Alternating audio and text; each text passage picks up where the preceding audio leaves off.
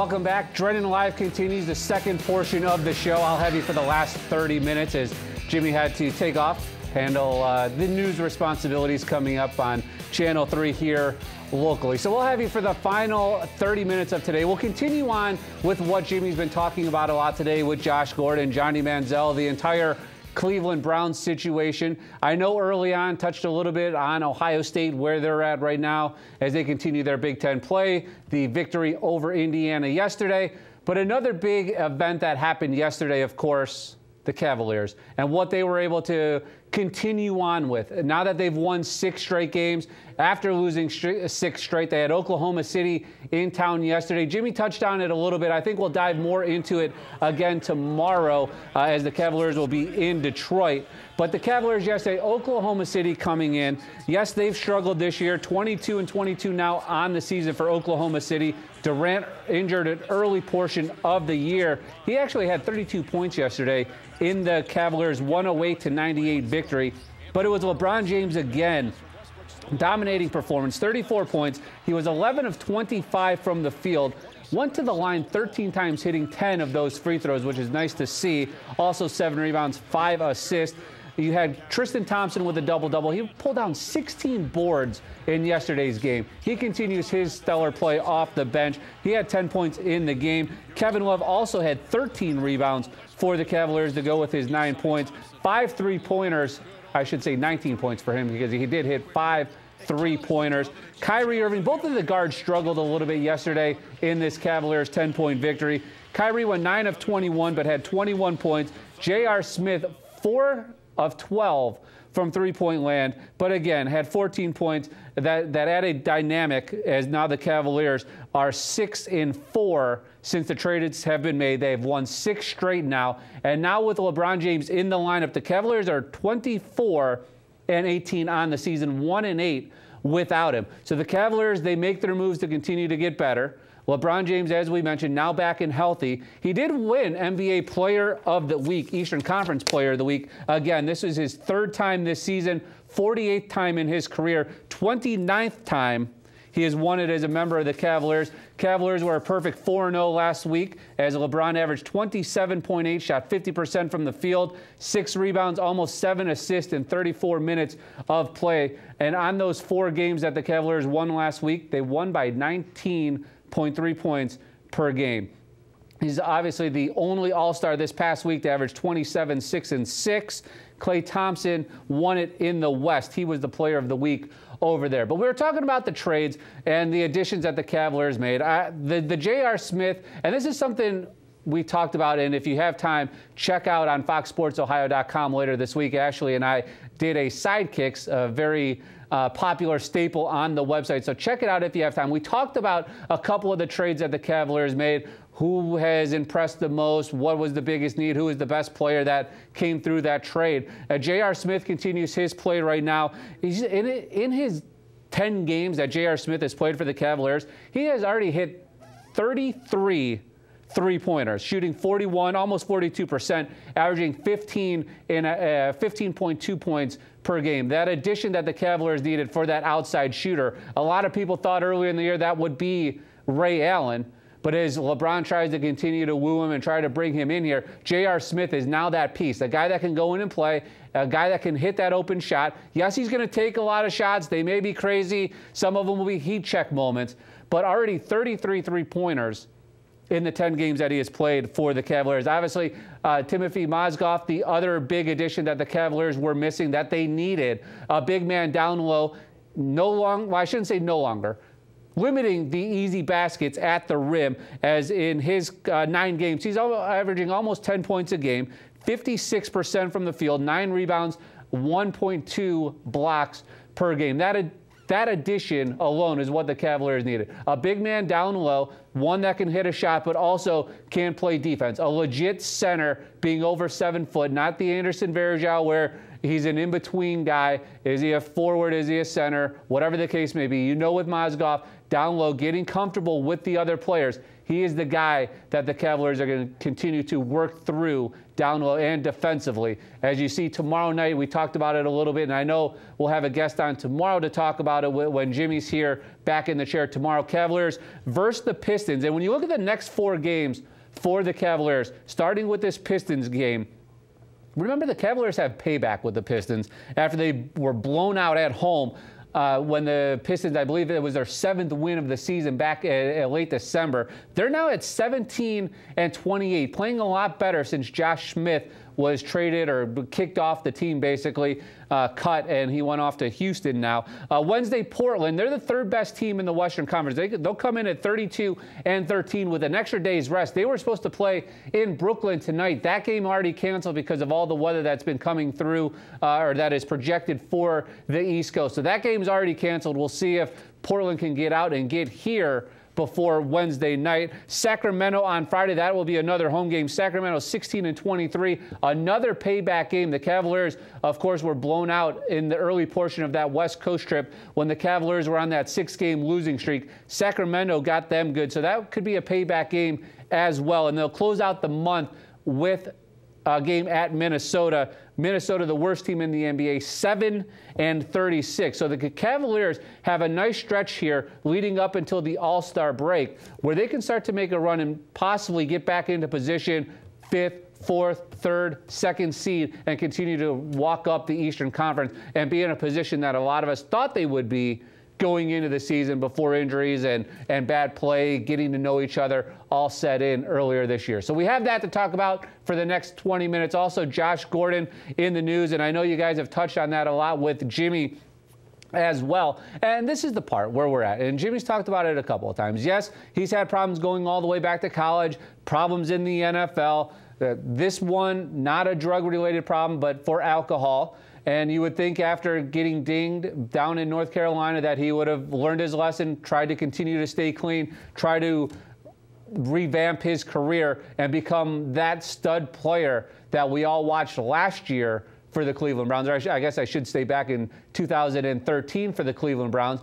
where after his suspension, missing the first 2 games, coming back and leading the league in yardage for a wide receiver. You would think that he would want to turn that career around after even working as a car salesman this offseason as he was serving as his suspension, getting that 2nd, 3rd, 4th chance. You would hope that things would turn around for him, but now that you're already on chance 6, 7, and 8, when you look back at his college career, who knows if it will ever get through to him. And if you're facing that year-long ban, as Jimmy mentioned, it's not a year from when he is suspended. It's a year, and then the NFL, the commissioner, will decide, should we let this guy back in the league? Should we continue to let him play? The Browns have him under control for 2 more years at a reasonable price. But again, can you continue to put hopes that he's going to turn it around, that he's going to grow up, that he's going to turn into a pro and help contribute for this team? You're not going to be able to trade him for anything. You can just cut him and see you later. Go on and we'll see what we can do without you. We were playing well with our wide receivers, a bunch of no-name guys early in the year. They tried to jam Josh Gordon back into the lineup in Atlanta, and things started to go downhill for the Browns. So we can talk about that as well. 866-786-8551. You can tweet at us at DrennanLive. Gene Winter's in for the final 30 minutes of Drennan Live here on a Monday on SportsTime Ohio.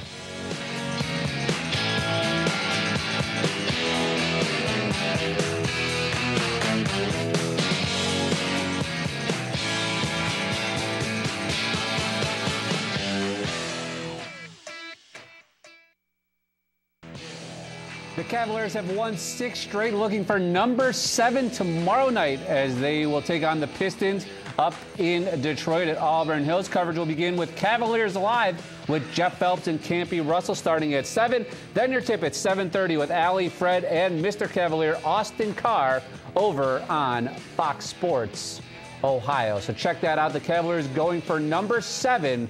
After losing 6 in a row, they're now on a 7-game winning streak. Gene Winter's in for the final portion of Drennan Live today. Jim Donovan will be back with us again tomorrow from 3 to 6. Then I'll do the same thing, come in for the final half hour. Wednesday, Andre Knott will be here. And then Thursday, Michael Regine will do the same thing all over again next week as Bruce will be gone for 2 weeks. And I know what you're thinking. If you follow me on Twitter, you're saying, oh, that looks familiar. And you're right. I've worn the same coat and shirt and tie for 3 out of the last 4 days. Don't judge me. It was just in my backseat. I forgot today when I was getting ready that I had to do the final 30 minutes. So tomorrow I'll have something else on. We'll get this washed and it'll be clean and ready to go. Let's start with Jeff in Warren. You're up. Jeff, how are you today? Hey, how you doing, James? Good. Thanks for the call. Hey, yeah, about the Cavs and LeBron, what you said, that's like his 48th Player of the Week. I think that's an NBA record. Yeah, I would have to check on that, but I wouldn't be surprised. I believe it is. But, man, I'll tell you what, if no one gets hurt in this lineup we've got now, man, this is a scary-looking team for other teams. Would you agree with me? Oh, absolutely. And this is the way I think a lot of us thought the Cavaliers would play as they started to assemble that big three and started the early portion of the season. And now they're hitting all cylinders right now. I don't think they're going to peak too early as they continue to mold in. And I'm sure we're going to see a couple more lineup changes with maybe J.R. Smith going to the bench when Amon Shepard's ready to take over that 2 role and then continue to mix and match the rest of the way. Yeah, I mean, that game against Charlotte the other night, that first half, they looked like the Harlem Globetrotters playing somebody almost. I mean, it was like, it did look too easy for them. Right. It was great to watch. You were going up and down and 3-pointers, or if you're not shooting the 3 or hitting an oop, and Charlotte had no chance. And I know the game ended up close, but when you have almost a 50-point lead going into halftime, that was amazing. But and Charlotte actually had been giving up, weren't they giving up, some of the fewest points, in their last, I don't know how many games before that. They were actually playing really good defense up until that game. Right, and then when you go back and Jeff, when you look at that West Coast trip, and even before that, even when they were trying to figure out this defense, all the 30-point quarters that the Cavaliers were giving up on defense, it was driving me crazy. That stretch in the West Coast, every single game, they gave up 30 points in the first quarter, and then you're trying to battle back without LeBron. And, now they're in a very good place going forward. And it's funny to think back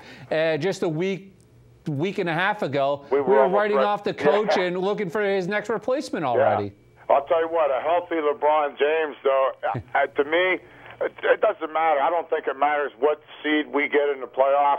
Nope. If this team makes the playoffs and you've got LeBron James and he's healthy, we could beat anybody. It doesn't matter. I don't think it matters what seed we end up with. No, and Jeff, thank you very much for the call. That's where they're at right now. And this is something Jimmy and I were talking about as we were switching spots, as he was leaving and I was coming in. You can be the 5th, 4th, 5th, 6th seed. It won't matter. The Cavaliers don't have to have home court advantage in the playoffs or even throughout. I mean, you look at Atlanta right now, and they're playing fantastic basketball. 37-8. They're on a 16-game winning streak. They're beating teams, blowing teams out, and they're playing that San Antonio Spurs light basketball over here in the Eastern Conference, giving everyone involved no real superstar. I think when you look at that, where we're at right now at the 5th seed, I think eventually the Cavaliers will get over top of Chicago. I'm not afraid of Toronto, Washington, or Atlanta in the playoffs, home or away. Even if the Cavaliers have to go to one of those places, I'm not afraid of that if that's how this is going to end up at the very end of the year. If the Cavaliers are not, by the time the season's over, into the 3, 2, or 1, well, they probably won't get into the 1 seed. But if they're not in 2 or 3, I'm not worried about traveling to any of those places. Well, all you need, you have the best player in the game. And then you have everyone else starting to learn their roles, learning to play with each other, getting the right combinations into games at times. And that's something that David Blatt will continue to work with. If I'm the Cavaliers and I have the best player, I'm not worried about if we're playing in your gym or ours. We're just going to go in and we're going to beat you and we're going to go off to the Eastern Conference Finals and hopefully into the championship game. And then take your chances with one of those teams from the West. I think in the end, it's still going to come down to Chicago and Cleveland. Hopefully they won't have to match up in the first round. But I think that right now is really the Cavaliers' only hurdle that they have to get over. Like I said, I'm not afraid of Atlanta. Toronto always gives the Cavaliers a problem, so maybe I have a little worry level. But Washington, they don't scare me. I'm not worried about them if I'm the Cleveland Browns. Let's go to Mike in, where are you, Mike? Mike in Medina. You're up, Mike. How are you today? How you doing? Hey, I got a couple questions. First of all, with the Cleveland Cavaliers, sure. I think they're when they got J.R. Smith, that alleviated to shooting guard, but I think Dylan DeNova is a weak point of that second team. Yes. And I think he runs around a lot, but he doesn't really input much into that team. No, and this is where you're seeing, Mike, now that they made those improvements, now you're getting back from those injuries, you don't have to play Delly max minutes. You don't have to have him out there in crunch time. You can pick and choose your spots with him and get him involved in the game now that everyone's back healthy. And as you said, J.R. Smith is that piece. He's that shooter that you were missing. He's that Ray Allen that a lot of people talked about early on in the year. And Jimmy talked about this a little bit earlier. A caller brought it up to him. Would it be in the Cavaliers' best interest to go out and get a Ray Allen or a backup point guard? And I think if you're looking at this the right way, you're going out to get that backup point guard where you could then even cut Delly's minutes a little bit more since he's been struggling with his shot a little bit.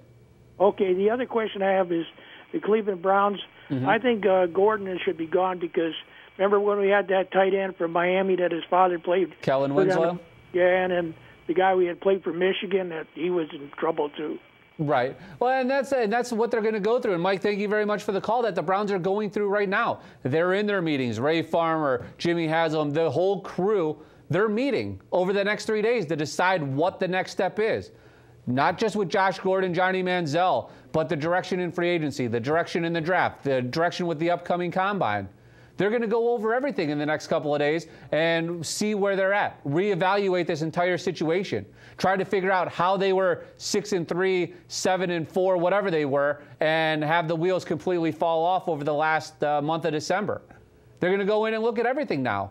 And this is where the Browns are at to make that next step into 2015, with the biggest question mark still being who will be the quarterback. 866-786-8551.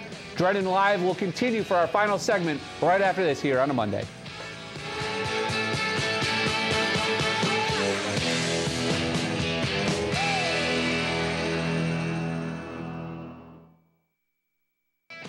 After a great all-star weekend in Columbus, the second half begins for the Blue Jackets tomorrow night versus Washington. Blue Jackets Live will come your way at 6:30, followed by Face-Off at 7. Check FoxSportsOhio.com for the channel assignment in your area because there will be a Cavaliers game as well tomorrow night. So check them out, both Cavaliers and Blue Jackets back in action tomorrow night over on Fox Sports Ohio. A couple minutes left to go, so let's start with Ed. You're up first, Ed. How are you today?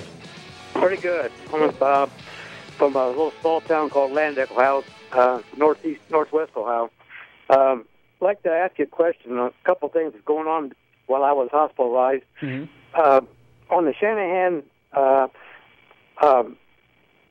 quarterback situation, was he really pushing to put Manziel in the lineup? Do you know?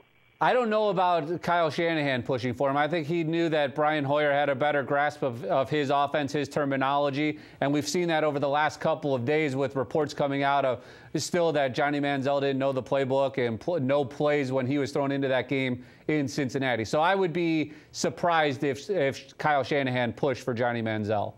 Well, Manziel didn't look like he was a football player from the time he ever got in with the Cleveland Browns. And when I remember listening and watching Manziel when he played college football, he was basically a run and gun, and he didn't really have to read much defenses. So right, you're not going to play like that. Yeah, and he was able to make plays with his leg, extend plays a little bit, throw the ball up, and have a great wide receiver like Mike Evans going up for it. Made things a little bit easier as well.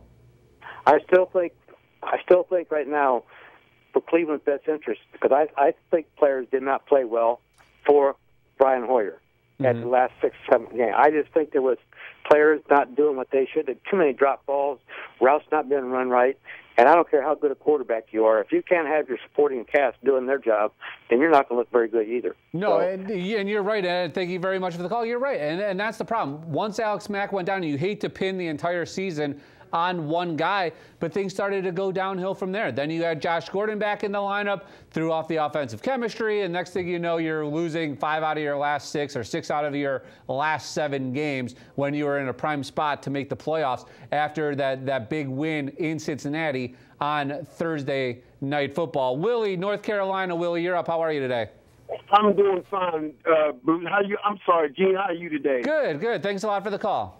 Okay, I'm going to be brief. I know we're running out of time. Gene, I'm originally from Philadelphia, And we have a saying in Philly that you a wannabe or you nickel slick. And that's the problem with that Farmer. Farmer tried to be nickel slick because when he got hired, remember he was on his way to Miami to take another job. Right. Yep. He made the statement, there are going to be fireworks in Cleveland. And I don't think that Hasler told him to draft Johnny Manziel, but he knew that he would please him by drafting him, and therefore he went ahead and did it. Yeah, maybe show your loyalty and say, hey, thanks for giving me that chance. We know, I had this opportunity. I'm glad you were grateful to give me my first spot. I wanted to stay here, and that's your here's a little reward for you. Yes, he's pleasing his boss and organization. And the other thing is, he's got this year to make amends for that. But my thing is, get rid of Manziel, get rid of Gordon. Gordon is gone. Get rid of Gilbert. And I guarantee you, remember you heard it here first, live and in color, these guys will self-destruct before the year's out. You ain't got to worry about Johnny Manziel. He'll be arrested before the season will start. Man, you guys have a great one. Thanks a lot, Willie. And that was the first thing I thought of when that report started to come out yesterday with Adam Schefter talking about Josh Gordon with another failed test. At that time, we all assumed that it was for drugs again instead of waiting for the alcohol portion of it for being that first time getting hit with that. The first thing I thought of was those two being together the last couple of weeks, being at the national championship game together, going off to Colorado together. I was just waiting for something to happen with some kind of release or some kind of story with Johnny Manziel, not guilt by association, but being lumped in, thinking what a bad apple Josh Gordon is, and now Manziel attaching himself to him. Not that Johnny needs any help. He's going to make or break himself anyways, and it looks more as the days and weeks go on that we're leading towards the breaking portion of that. Thanks a lot for joining us today here on Drennan Live. Like I said, Jim Donovan back tomorrow. I'll fill in the last half hour again. Then Wednesday we'll have Andre Knott, Michael Regai coming up on Thursday, and we'll do it again next week. Until tomorrow, have a nice night.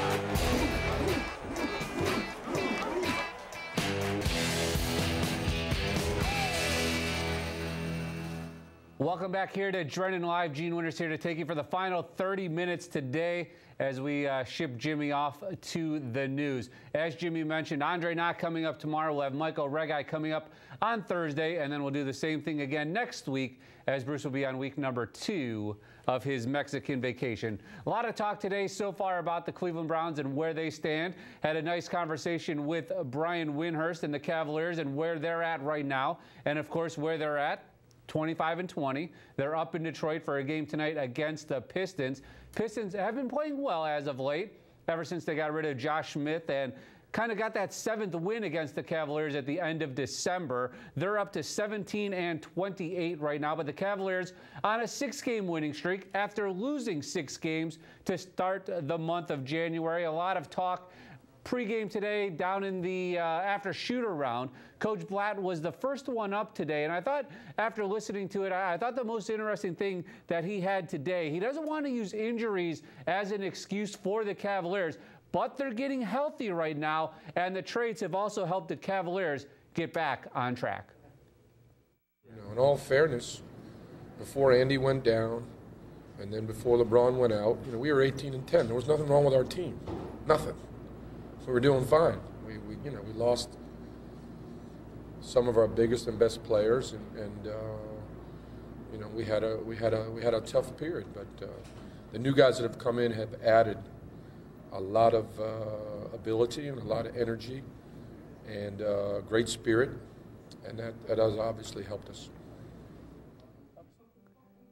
As you guys can tell, I never get dressed up. I'm done looking like a hobo now. I'm all fixed, ready to go. Thank you for the tweets and the phone calls, as David Blatt was talking. But that's where we're at right now. With LeBron James, obviously the Cavaliers are a better team. Without them, they're 1-8.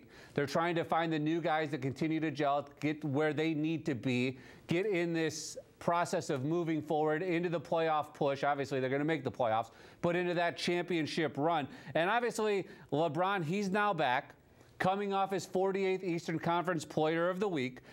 And he talked a little bit this morning about, are the Cavaliers back into championship form, and should they be considered a championship team?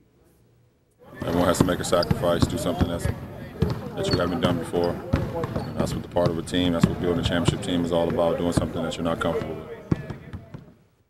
And that's where they're at. They're continuing to figure out where they need. Talking about those sacrifices, talking about making that run to be a champion. You look at a guy like J.R. Smith, has been starting since joining the Cavaliers. He may go to a reserve role where he's coming off the bench. Maybe he could be that sixth man that we all thought that Dion Waiters would be. As you look at the new additions, Smith in his 10 games since he's been here, we talked a little bit about it yesterday. 33 three-pointers so far through his first 10 games, averaging 15 points. Mozgov, obviously, down in the middle, is helping the Cavaliers limit the easy buckets that they're giving up. And Shumpert, obviously, in his 2 games, has been shooting the lights out so far, averaging almost 6 points as he continues to build. But he's a guy that you're going to look at more for defense, setting the tone defensively as the Cavaliers start to move forward. But as we talked about, they're in Detroit tonight to take on the Pistons. And when you look at it, it's going to be the same starting 5 for the Cavaliers that we've seen the last couple of weeks.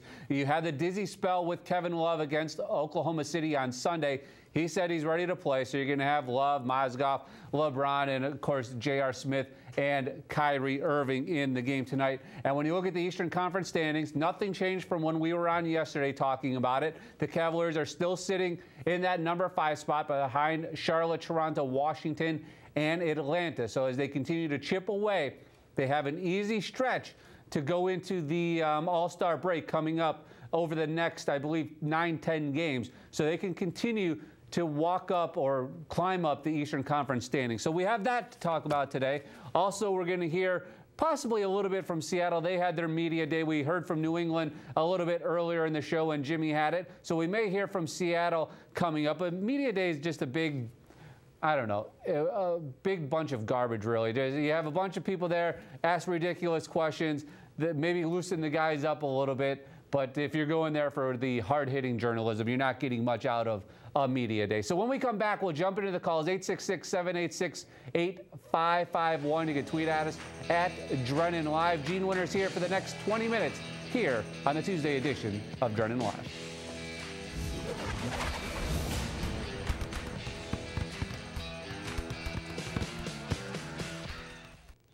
The Cavaliers have won 6 straight games, looking for number 7 tonight in Detroit at the Palace of Auburn Hills to take on the Detroit Pistons.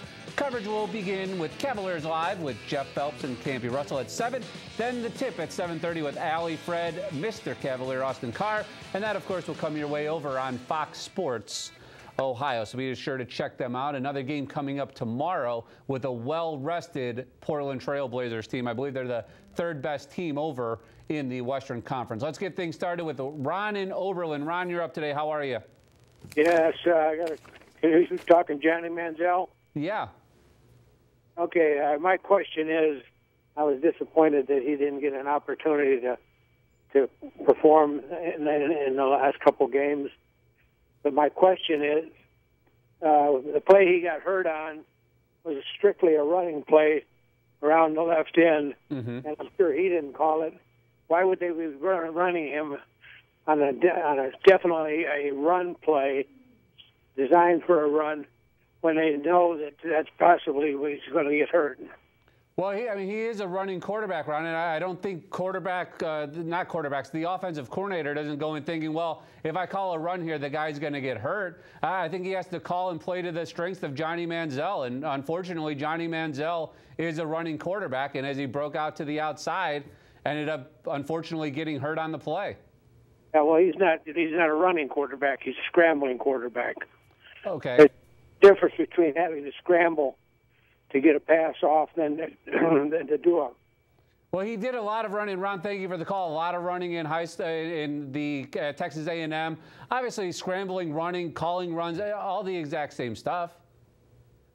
What are you going to, instead of having him drop back 10 steps only to run the ball, why not run him to the outside?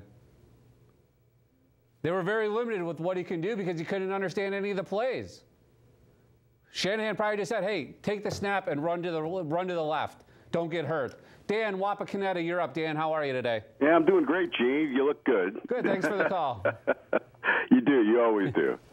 Yeah, thanks. It feels weird dressing up, but you got to do it every now and then, I guess. Well, I appreciate it because I don't think anybody gives you enough credit for your knowledge of the sports world as a whole. I think you are definitely one of the better fill-ins for Bruce when he's gone. You do an excellent job. Well, thank you. I appreciate it.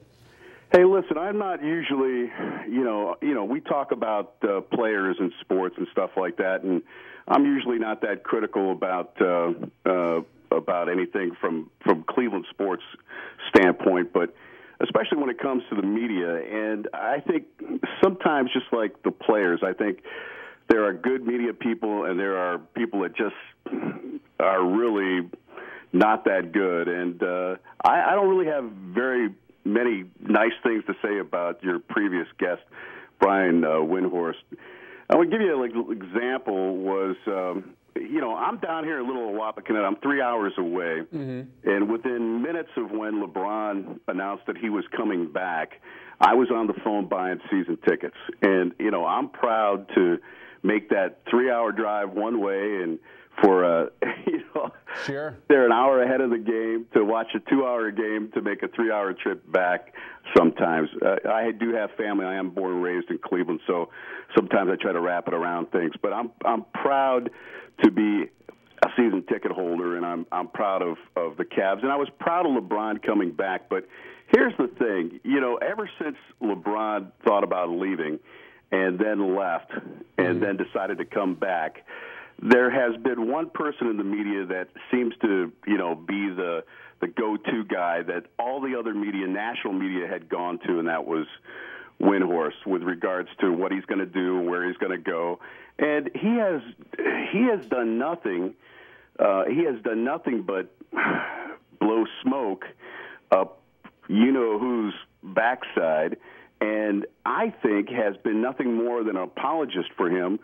Even when he decided to go, and it was so evident that he was so far out of the loop that day. I was home watching TV, watching all the media, and everybody seemed to go to him, let's go to Brian, let's go to Brian, let's go to Brian. And he had no clue. And you could tell he had no clue what was going on. And then when he finally decided to say something about what he thought he was going to do, he was so far off the mark, it was ridiculous.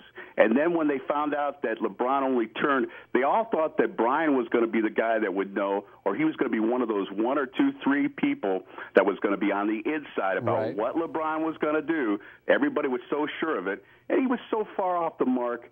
It was ridiculous. I thought actually, Dan, when you first started, I thought you were going to go the other direction, talking about following him along, going down to Miami, doing writing the books, doing everything like that, and then now coming off of the last couple of weeks where they were down and all the talk about replacing the head coach and making a move here. I thought you were going to go in that more negative direction instead of the insider route when you first started to talk a little bit there about Brian. I don't know if you follow him closely, and I'm sure you have, and I know that you guys have put him on the air and showcased him several times.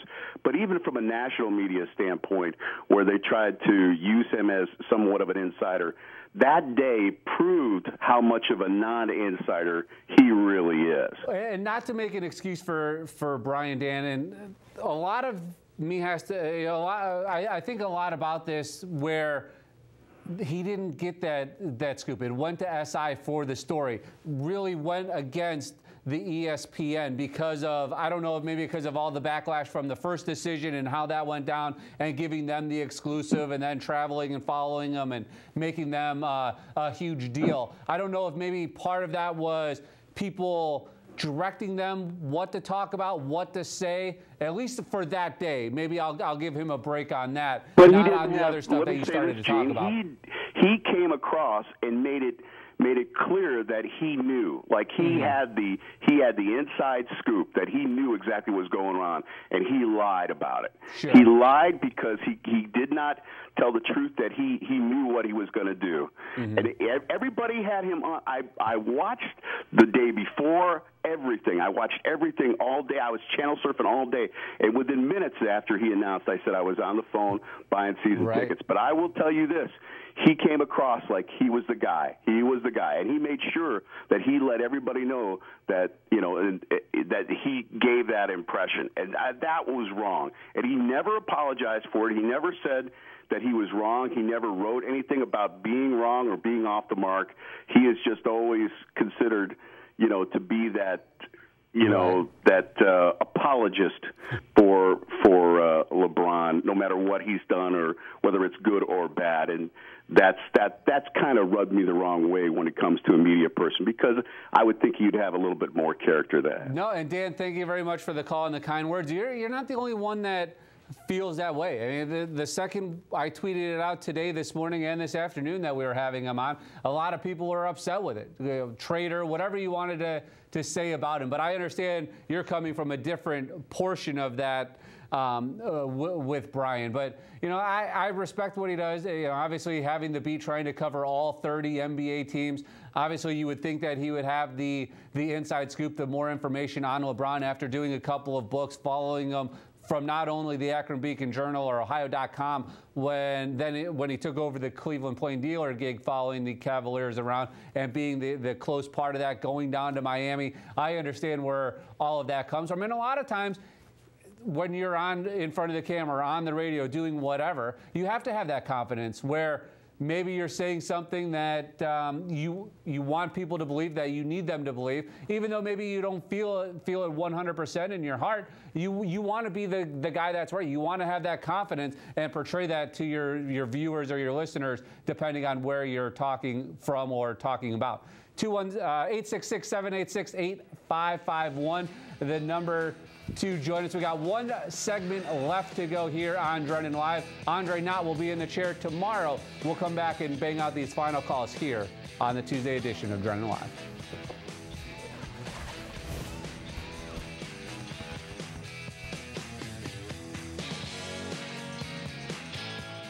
Tomorrow night, we got an ACC College Hoops doubleheader for you right here on SportsTime Ohio. We'll get things tipped off at 7 o'clock. Wake Forest at Florida State. And then at 9, it will be the Miami Hurricanes hosting Georgia Tech. So check that out tomorrow here on SportsTime Ohio, the ACC double header. Not a lot of time left. I want to try to sneak in as many as possible. So we go to John in Dover. You're up, John. How are you? John? Yeah. How you doing? Good. How are you? Good. Hey, I was listening to you earlier talking about Hoyer and how he really went into that slump. Mm-hmm. I was wondering how much of that could have been possibly due to that ACL that he had. I mean, he seemed to come back from that pretty quick. Sure. And I would think some of them hits he started getting after the line started getting weak would keep you from putting the pressure on the knee and making them throws high or low or whatnot. No, I can see some of that, John. And when you think about losing Alex Mack, going through 3 other centers after that, trying to compensate a little bit, maybe it took a hit the wrong way. I mean, how many times do we see him take a strong hit, get knocked down to the ground, only to pop right back up and continue to play? I think there were many factors. I didn't think he'd get back up. Right. I think there were many factors towards the end of the year that could have, prevented his play that he had, the play that he had early on in the season to where he finished off. Obviously, the completion percentage is worrisome to a lot of people, but I think a lot of things had to factor into that. Well, earlier in the season, if you look at the earlier stats, his completion percentages and his deep passes while they were high and drifting down in there, he was getting them and he was completing them. Of course, when we're coming off the play actions. Right, and that's, I was just going to say, and John, thank you for the call. The play action went away, and then once Josh Gordon came back, trying to force him the ball early in that Atlanta game and going forward, I think that also had a factor in this game as well. Jeff, you're up. Jeff, how are you today? Good. How are you, Gene? Good. Thanks for the call.